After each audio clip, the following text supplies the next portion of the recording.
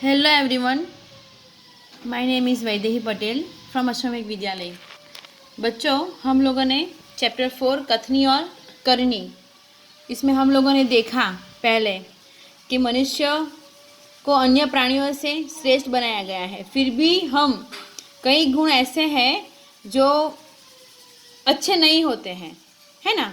तो हमने पहले जो उदाहरण देखा कि रोज़ एक आदमी है, उसने क्या किया, एक बगीचा बनाया, उसके अंदर पौधे उगाए, अच्छे फूल वगैरह आने लगे, तो उसने क्या, फूल तोड़ना मना है ऐसा एक बोर्ड लगा दिया। फिर एक दिन क्या हुआ, सुबह उठ के उसने खुद ही उसी गार्डन में से फूल तोड़े। मतलब वो सबको मना करता है लेकिन वो खुद करता है, मतलब ऐसा काम करना नहीं चाहिए। और सेकंड में क्या है कि धूम्रपान वर्जित है। तो बस में जो एक मुसाफिर है, तो उसने क्या किया, सिगरेट जलाई एक सज्जन ने।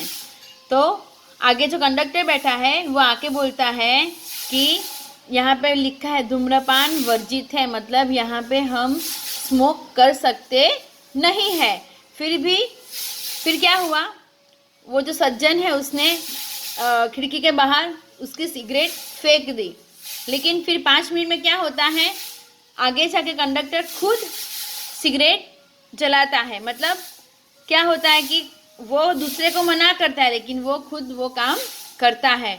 मतलब ये सब गुण जो है मनुष्य में वो खराब गुण हैं। पहले हम खुद अच्छे बने, फिर बाद में हम दूसरे को सलाह दें। आगे देखते हैं।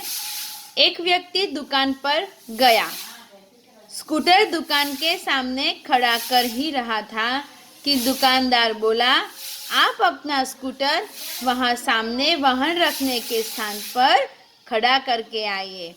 सज्जन ने कहा, मुझे ज़्यादा समय तक थोड़े ही रुकना है, मैं तो सामान लेकर अभी चला जाऊंगा।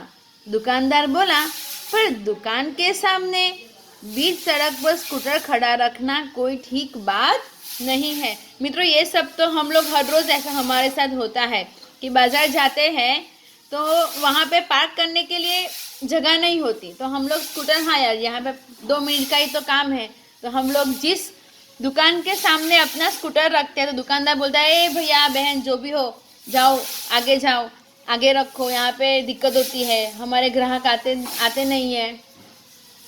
तो एक सज्जन ने ऐसा किया, तो क्या हुआ कि वो बोलता है कि आपका जो स्कूटर है वो वहाँ पे रखो।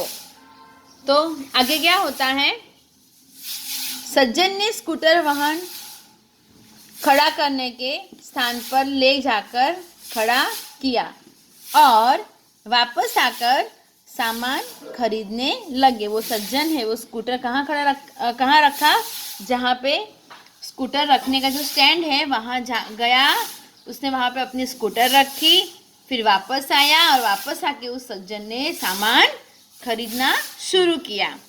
इतने में स्कूटर लेकर दुकान पर एक लड़का आया। स्कूटर दुकान के सामने खड़ा करके वह दुकान के अंदर चला गया।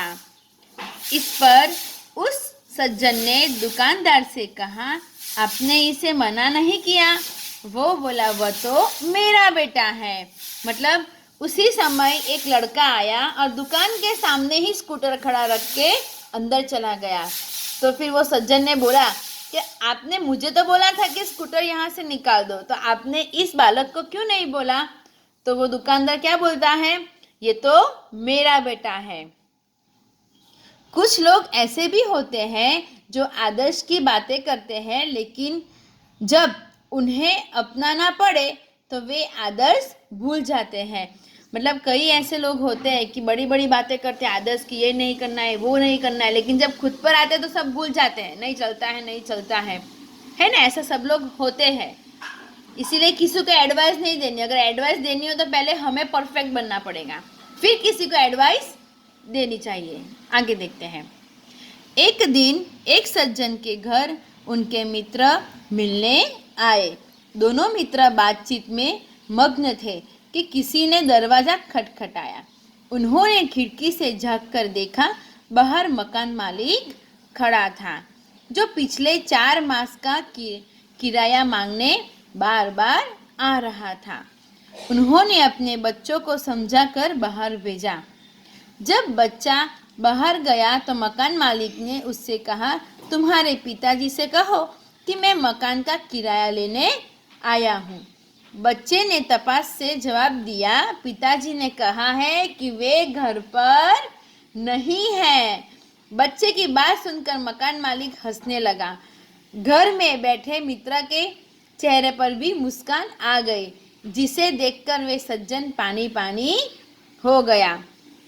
मतलब इसमें क्या होता है, 2 मित्र होते हैं, वो बात करते हैं, इतने में कोई दरवाज़ा नॉक करता है, कोई आया था तो देखा तो जो मकान मालिक है वो आया है, तो जिसके घर पे वो रहता है वो सज्जन, तो वो समझ गया कि ये क्या है, कोई तो है। तो कौन है, तो मकान मालिक, जिसने 4 महीने का पेमेंट किराया नहीं दिया था।